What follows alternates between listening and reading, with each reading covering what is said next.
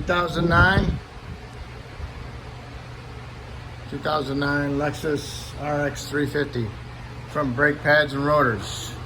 You need to jack it up, support it, remove the front tires, which are 21 millimeter, and then you want to remove the two caliper bolts, which are 14 millimeter. You want to get yourself a decent screwdriver, get inside here, pry it off a little bit. Make sure you catch the caliper so it doesn't go flying off. Now that you got the caliper off, what you want to do is you want to look at the boot on the caliper, make sure there's no holes in it. If there's any rips or tears or cracks, just go ahead and replace the caliper with the caliper bracket. If it's good, then next you need to check out your caliper slides. Make sure they're free. If they're frozen, then you might as well just replace the caliper and the bracket. Okay. And then next you need to do is put your pad in here and get a C-clamp and push the piston back in. Get it ready for your new pads and installation. So we're going to do that next. We're going to push the piston in with a C-clamp. Well, if you got a different tool, that's fine. Okay, push my piston in, C-clamp, my old pad. If it's abnormally hard to turn your C-clamp to push that piston in, go to the other side and push that one in also and compare it. If it's abnormally hard to push it in, then you gotta seek why it's hard to push in, if it's a line restriction or if it's a piston restriction. Next you need to do is get a 17 millimeter socket and remove the two caliper bracket bolts. One there, there's one there, and 17 millimeter. Got the caliper bracket off. Now you need to remove your pads and remove your abundant clip hardware. You want to clean inside there, get them nice and clean, get all that rust out of there and paint it. And also make sure these slide pins are free so you can remove them and put some new Seal Glide on them. If they're frozen, go ahead and replace the bracket with the caliper. All right, get them all nice and cleaned up. Now what you're gonna do is paint them, and don't forget to put some Seal Glide on your slide pins. You know how to clean that groove? Hacksaw blade. Run around your hacksaw blade. Cleans it up pretty good. All right, now you can put some Seal Glide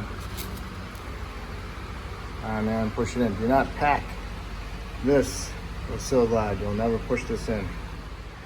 Next you need to do is remove the rotor. This rotor is free, but if it's not free, bond it on there or rust, spray it with some penetrant, hit it with a decent sized mini sledge. If you're replacing the rotor, of course, then you can hit it on this side on the rotor surface, but otherwise do not hit the rotor surface if you're reusing them. You should always remove the rotors anyway, and you should always replace them because these cooling fins here fill up with rust, and if you're using the old one, it allows your brakes to heat up abnormally and possibly cause a brake pulsation from warping the rotors. This surface here needs to be clean of rust or any high spots. Once you get it cleaned up, put a fine film of anti-seize on it. Okay, you got anti-seize on the hub, got it all cleaned up. Put your rotor on. I held it fastened on there with vice grips. Just keep it straight. I don't bear down on them. Also clean off your rotor with some glass cleaner, Windex, soap and water, degreaser. Do not use brake clean. You gotta get that shipping oil off of there. Okay, now that you got that done, now you can put your abundant clip hardware in your caliper bracket. And you can mount your caliper bracket. Now that you got it all cleaned up and painted. If you're having a hard time putting these clips in, get them lined up and tap them with a hammer. You get them inside here, and then you want to also tap them right here to get them seated against the sides. You know, this tab against the side and this tab against the side. And you tap them lightly with a little hammer. You do that on all of them. That way it'll help you out. Okay, you got your caliper bracket mounted. Tighten your bolts, your two 17mm head bolts to 79 foot-pounds. And now you can install your brake pads. Get your pads started at a little bit of an angle so you can push that spring that way. And then you just want to push them in like that, okay? And then you got the spring, so you got to push that spring that way. Push them in there, okay? And make sure you put the curved in out, you know? Otherwise you're gonna have a hard time. They won't go anyway. Time for your caliper. Make sure you line up your caliper slide pin flats with these. Otherwise you'll have a hard time getting the bolt in. Got your caliper bolts in, torque them to 25 foot-pounds. Remove your vice grips. There you go, and that's how you do the brakes. Now you just gotta go to the other side and do it exactly the same way.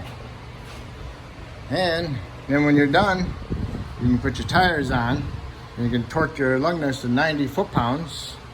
Get it on the ground, double check your torque on your lug nuts, then go inside the vehicle, start it, push the brake pedal to the floor a couple times. Do not put it in gear. Make sure you got a decent firm pedal. Get out, go underneath the hood, open up your master cylinder cap, top off the fluid if needed, clean it off, then put the cap back on, and then you're all set.